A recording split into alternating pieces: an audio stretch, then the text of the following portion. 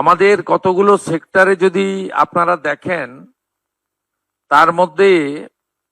প্রধানমন্ত্রী জন ঔষধি কেন্দ্র এখন 117টা চলছে, আমরা 467,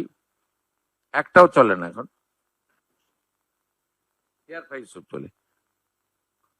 হ্যাঁ, আমরা প্রধানমন্ত্রী জনঔষধি কেন্দ্র মোট 468টা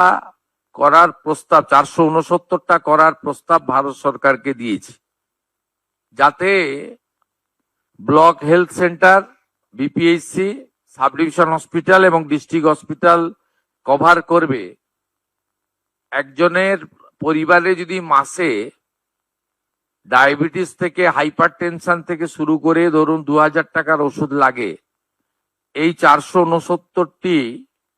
সরকার নিয়ন্ত্রিত প্রধানমন্ত্রী জনঔষধি যোজনার সেন্টার চালু হলে এটা ধরে নিতে পারেন অ্যাপ্রক্স 200 টাকায় পৌঁছে যাবে, অন্তত 10 গুণ বেনিফিট পাবেন। এর সাথে অমৃত প্রকল্পে 50 থেকে 80% ছাড়ে ওষুধ, দুরারোগ্য ব্যাধির ওষুধ বিতরণ কেন্দ্র আমরা